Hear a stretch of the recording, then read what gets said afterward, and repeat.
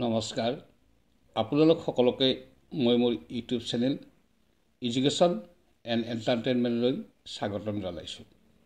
আপোনালোকৰ নিশ্চয় জ্ঞাত যে ভেঞ্চাৰ বিদ্যালয় প্ৰাধিকৰণ আইনখন চৰকাৰে গৃহীত কৰি সেইখনৰ অধীনত বিভিন্ন শিক্ষক কৰ্মচাৰীৰ নিয়োগৰ ব্যৱস্থা কৰিলে। বহুতে চাকৰি পালে, চাকৰি প্ৰাধিকৰণ হ'ল আৰু তাৰ মাজতে কিছু শিক্ষকক টিউটৰ হিচাপে নিয়োজিত কৰা হ'ল। তেওঁলোকে যদিও একো নোপোৱাতকৈ টিউটৰ হিচাপে চাকৰিটো লাভ কৰি কিছু সন্তুষ্টি লাভ কৰিলে, তথাপি তেওঁলোক অনিশ্চয়তাত ভুগি থকাৰ লগতে তেওঁলোকৰ পৰিয়ালো কিছু দুৰ্দশাৰ সন্মুখীন হৈ আহিছে বা হ'ব লগা হৈছে। আৰু তেনে কিছু কথাই আজি আলোচনা কৰিব ওলাইছোঁ। 2011 চনত অসম চৰকাৰে অনুমোদন জনোৱা ভেঞ্চাৰ বিদ্যালয় প্ৰাধিকৰণ আইনখনৰ অধীনত কিছু শিক্ষক কৰ্মচাৰীক নিযুক্তি দিয়া হ'ল যদিও বহু সংখ্যক কৰ্মচাৰী বিভিন্ন কাৰণত বাদ পৰি যোৱাৰ পাছত 2017 চনত চৰকাৰে সেই আইনখন সংশোধনৰ ব্যৱস্থা কৰে। The Assam education provincialisation of services of teachers and reorganisation of educational institution act 2017 নামেৰে আগৰ আইনখনক সংশোধন ঘটাই এখন নতুন আইন প্ৰণয়ন কৰে। এই আইনৰ অধীনত আৰু অধিক কিছু শিক্ষক কৰ্মচাৰীক নিযুক্তি দিয়াৰ ব্যৱস্থা কৰা হ'ল।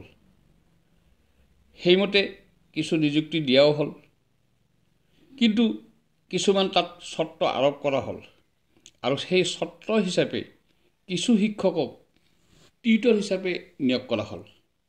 এটি টিউটৰৰ পদ এটি সৃষ্টি কৰা হ'ল আৰু তাৰ অধীনত কিছু শিক্ষকক এক নিৰ্দিষ্ট পৰিমাণৰ দৰমহাত নিযুক্তি দিয়া হ'ল।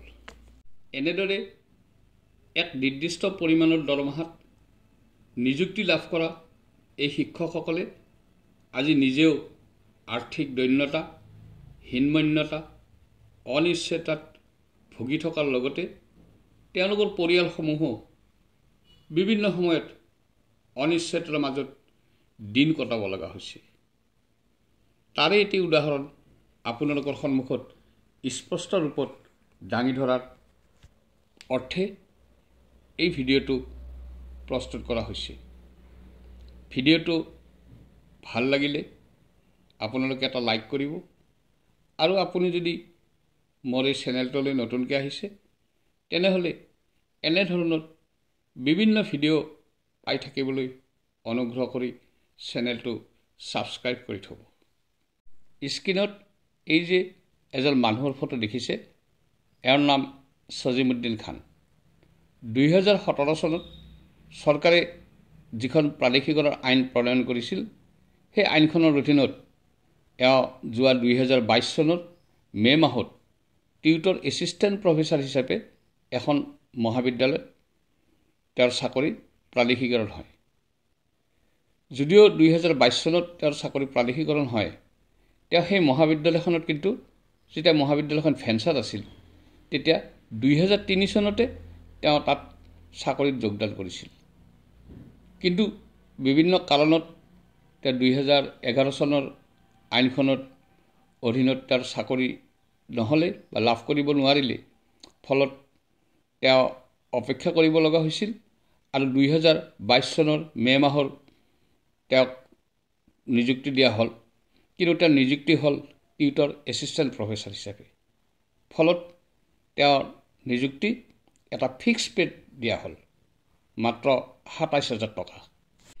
একমাত্ৰ বৃত্তিগত অৰ্হতা নথকাৰ অজুহাততে অতি গৰীব পৰিয়ালৰ এই ব্যক্তিগৰাকীয়ে তাতে সন্তুষ্টি লাভ কৰি চাকৰি কৰি আহিছিল। কিন্তু ভাগ্যৰ কি পৰিহাস, মাত্ৰ 1.5 বছৰ চাকৰি কৰিব পালে কি নেপালে ব্যক্তিগৰাকী এক জটিল ৰোগত আক্ৰান্ত হৈ ঢুকাই থাকিল। ফলত ইমান দিনে দৰমহাৰ নামত লাভ কৰি অহা সেই সামান্য টকাকেইটাৰে জীৱন নিৰ্বাহ কৰি অহা সেই পৰিয়ালটোৰ, সেই গৰীব পৰিয়ালটোৰ মূৰত এক মাধমাৰ পৰিল। পৰিয়ালটোৰ একমাত্ৰ উপাৰ্জনকাৰী মুৰব্বী ব্যক্তিগৰাকীৰ মৃত্যুৰ লগে লগে পৰিয়ালটোৰ মূৰত যেন আকাশ ভাগি পৰিল। কৰ্মচাৰীগৰাকীৰ মৃত্যুৰ পাছত তেখেতৰ পৰিয়ালে চৰকাৰৰ ফালৰ পৰাও কোনো ধৰণৰ ধন লাভ কৰিবলৈ সমৰ্থ নহ'ল।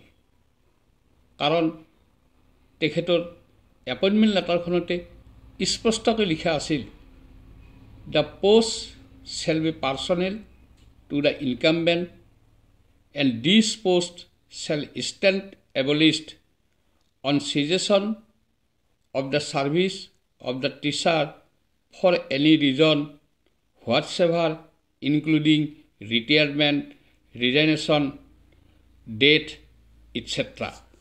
অৰ্থাৎ এই টিউটৰ হিচাপে নিযুক্তি লাভ কৰা শিক্ষকসকলৰ পদবোৰ আচলতে সম্পূৰ্ণৰূপে ব্যক্তিগত পদহে।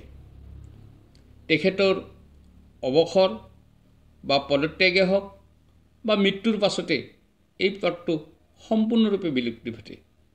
ফলত এইসকল কৰ্মচাৰীৰ পৰিয়ালে আন ৰেগুলাৰ তথা পাৰ্মানেণ্ট কৰ্মচাৰীৰ লেখীয়াকৈ মৃত্যুৰ পিছত ফেমিলি পেঞ্চন বা গ্ৰেচুইটিৰ ধন লাভ কৰাৰ সুবিধা নাথাকে বা সেই নিয়মত তেওঁলোক নপৰে। এক কথাত ক'বলৈ গ'লে তেনে কৰ্মচাৰীসকলৰ মৃত্যুৰ লগে লগে পৰিয়ালৰ চৰকাৰী উপাৰ্জনৰ সকলো পথ ৰুদ্ধ হৈ পৰে। তেনে অৱস্থাত পৰিয়ালটো কেনেকৈ চলিব পাৰে বাৰু?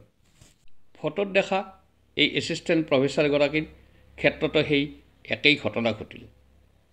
তেখেতৰ মৃত্যুৰ লগে লগে পৰিয়ালটোৰ উপাৰ্জনৰ সকলো পথ বন্ধ হৈ পৰিল। দুগৰাকী পুত্ৰ সন্তানৰ সৈতে তেখেতৰ বিধৱা ঘৈণীয়েকে আজি দিনতে অন্ধকাৰ দেখিব লগা হৈছে।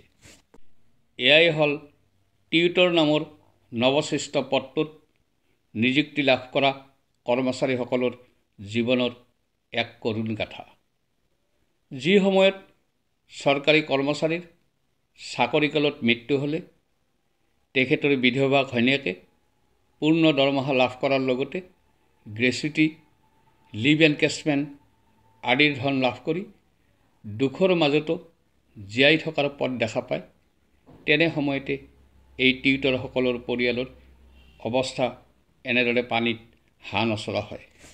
চৰকাৰে যদি এনেদৰে নিযুক্তি লাভ কৰা এই টিউটৰ শিক্ষকসকলৰ ক্ষেত্ৰত অতি শীঘ্ৰে কিবা এটা যোগাত্মক ব্যৱস্থা গ্ৰহণ নকৰে, তেন্তে হেজাৰ হেজাৰ এনে কৰ্মচাৰী তথা তেওঁলোকৰ পৰিয়ালসমূহে আশাৰ মাজতো অনিশ্চয়তা তথা নিৰাশাৰ মাজত দিন কটাব লাগিব।